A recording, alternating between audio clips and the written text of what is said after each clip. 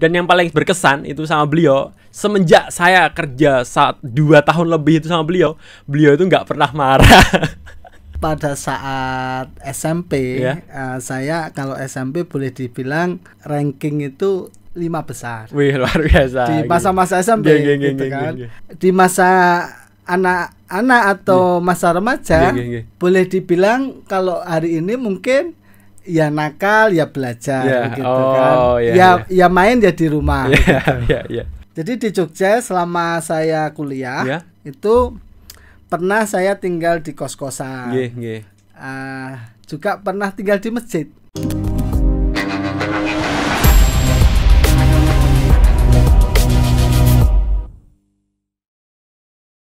Assalamualaikum warahmatullahi wabarakatuh. Alhamdulillah bertemu saya lagi nih di Studio 13 di podcast yang sama, tapi dengan narasumber yang berbeda kali ini.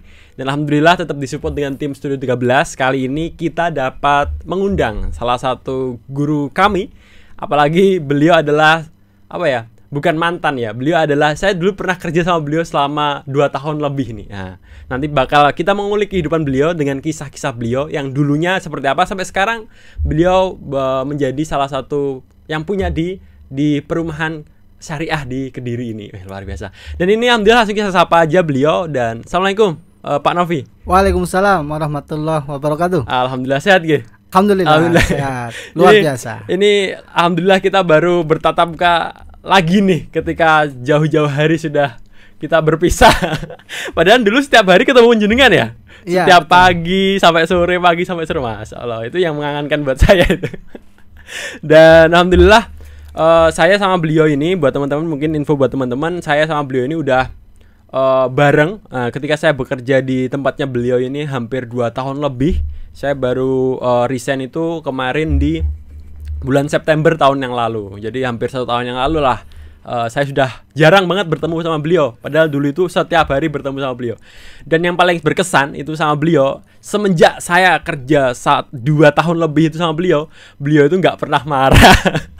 Teman-teman pasti agak molor, biasanya telat lah itu. Dan beliau itu nggak pernah marahin saya. Malah saya yang malu sendiri untuk berubah menjadi nggak telat-telat lagi. Nah itu nanti kita tanya nih, bagaimana resep beliau kepada karyawan-karyawannya. Kok sampai marah itu nggak pernah sama karyawannya, walaupun karyawannya agak bandel lah. Langsung saja ya nih Pak Novi, kita akan sharing nih ke jenengan tentang beberapa hal yang saya kepingin nih masuk ke ngapunten kalau saya kepingin masuk lebih dalam ke jenengan. Mungkin kalau dulu saya sama jenengan itu sebatas atasan dan bawahan, tapi saya nggak merasakan itu pada saat dulu saya kerja itu. Ya seperti bapak saya sendirilah gitu. Dan alhamdulillah sekarang dapat ngobrol lebih dalam nih di Studio 13 ini. Dan terima kasih banyak sudah mampir ke sini buat sharing-sharing. Kalau jenengan ini Pak Novi lahir di mana? Di Kediri atau? Saya lahir di Kota Angin. Kota Angin? Di Nganjuk. Di Nganjuk. Oh berarti bukan asli Kediri?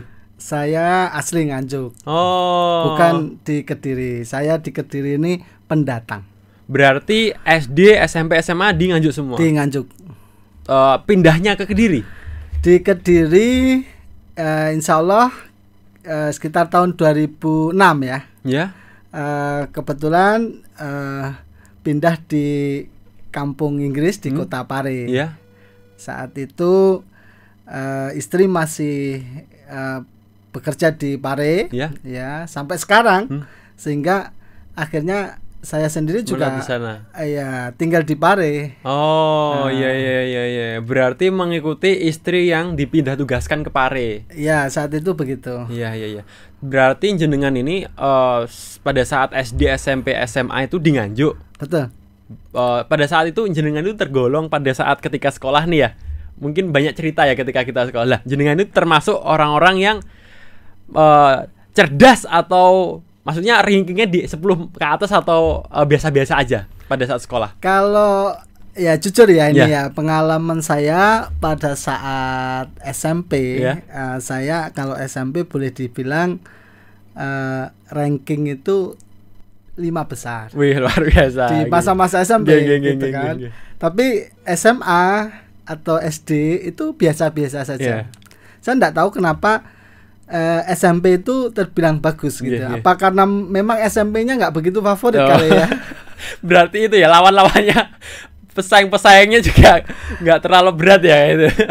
Ya, jadi saya boleh dibilang orang yang biasa-biasa saja sih ya. Ya, artinya kadang prestasi itu baik, kadang prestasi itu menurun begitu. Tapi kalaupun toh menurun, tidak sampai kemudian tidak naik kelas.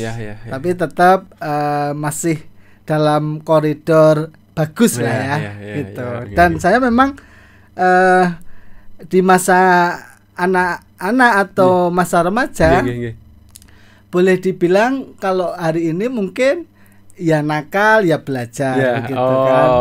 Ya main ya di rumah. Berarti nggak apa namanya, nggak cupu-cupu banget itu kalau bahasa sekarang gitu ya. Saya nggak tahu istilah cupu-cupu apa. Berarti juga udah, maksudnya dunia luar juga tahu lah ketika pada saat itu ya. Ya pada saat itu baru sebatas kalau keluar rumah paling di kampung ya, karena saya kebetulan tinggal di kampung, bukan di perkotaan gitu. Paling ya main di pos kampling begitu ya. Tapi ingat waktu lah, ingat waktunya malam pulang, besok masuk sekolah, malam itu harus belajar dulu begitu. Insya Allah masih normal lah. Berarti setelah panjenengan ini keluar dari SMA memutuskan kuliah? Betul, saya langsung kuliah. Itu atau ada jenjang? Saya langsung. Dan ada di perguruan tinggi di daerah? Saya di perguruan tinggi swasta di Jogja. Di Jogja. Berarti Jogja udah lama juga? Ya boleh dibilang bisa lama bisa sebentar ya, tergantung ya. Kalau ukuran waktu sih 6 tahun. 6 tahun. 6 tahun di Jogja saya. 6 di Jogja itu jenengan ya layaknya seperti mohon maaf, saya mau tanya nih, kalau jenengan itu tipikal berasal dari keluarga yang menengah ke atas atau yang sederhana sih, Pak Novi? Saya kurang tahu soal strata ya. Iya. Kalau boleh dibilang mungkin jujur saya dulu dari anak kepala desa. Oh, ya. Ya tahu sendirilah ya kalau anak kepala desa itu ya mungkin tapi saya tidak tipe anak yang manja ya. Saya bukan tipe anak yang minta sesuatu harus dituruti, tidak. Tapi saya biasa-biasa saja begitu. Dan pada saat di Jogja itu tinggal di kosan gitu 6 tahun gitu. Jadi di Jogja selama saya kuliah itu pernah saya tinggal di kos-kosan.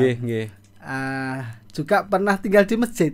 Lah, itu menarik itu mungkin ya kisahnya. Jadi, itu gimana itu kisahnya? Ya, mungkin kalau sekarang istilahnya sekarang ini jadi primus ya.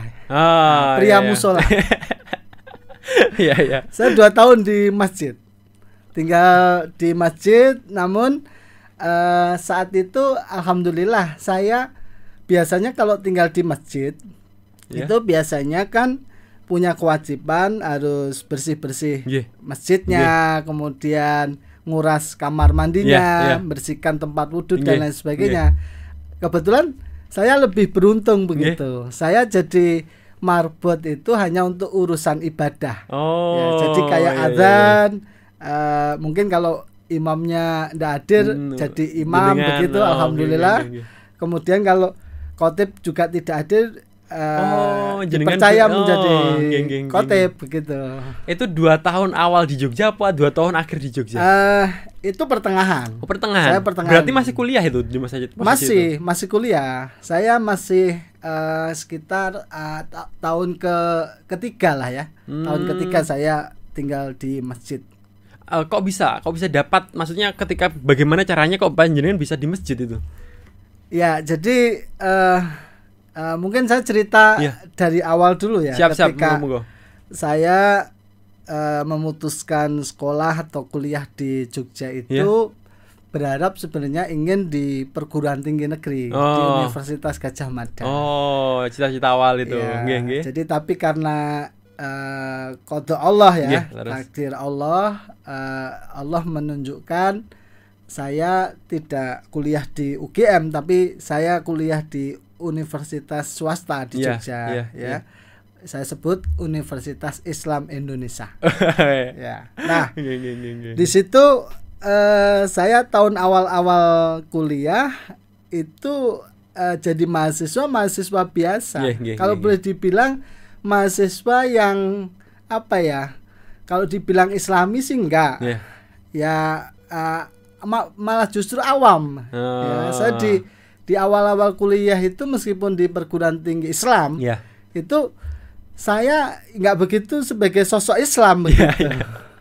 Tapi ketika saya di tahun kedua kemudian saya menjalani kuliah itu, nggak apa-apa lah, saya nggak keterima di perguruan tinggi negeri bisa menerima itu gitu ya. Tapi dengan komitmen saya, mudah-mudahan jalan Allah kuliah di perguruan tinggi swasta pun ini juga pilihan yang terbaik dari Allah begitu. Nah, ternyata di perguruan tinggi itu saya kuliah dipertemukan dengan kawan-kawan yang kawan-kawan ini luar biasa menurut saya, karena saya baru mengetahui juga ya di dunia kampus.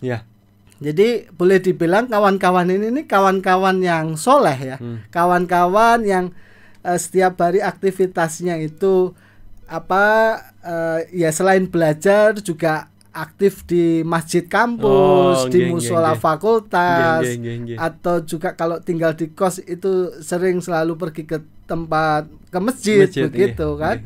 Nah, saat itu akhirnya kebawa dengan suasana kawan-kawan itu, sehingga ya saya jadi terbiasa ini kan hidup dalam suasana yang sederhana, yang akhirnya yang saya bilang lebih Islami ini kan dari sebelumnya. Ya akhirnya saat itu saya kebawa, wah saya harus punya prinsip ini dalam kuliah ini. Saya tuh pengen kalau cari tempat biar tetap terjaga kita ini menjadi orang-orang yang soleh. Kalau nggak tinggal di dekat masjid, syukur-syukur tinggal di masjid. Itu terbangun pemikiran seperti itu karena berkumpul sama teman-teman yang soleh tadi ya. Alhamdulillah begitu, bisa dibilang begitu. Dan akhirnya memutuskan untuk tinggal di masjid itu gimana? Ngelobi orang atau gimana? Ya saat itu kita main main, kebetulan di masjid itu ada kawan juga. Sudah tinggal di situ. Sudah kenal gitu kan. Tapi tinggal di situ atau enggak? Juga tinggal di situ. Beliau sudah jadi marbot 2 tahun di situ.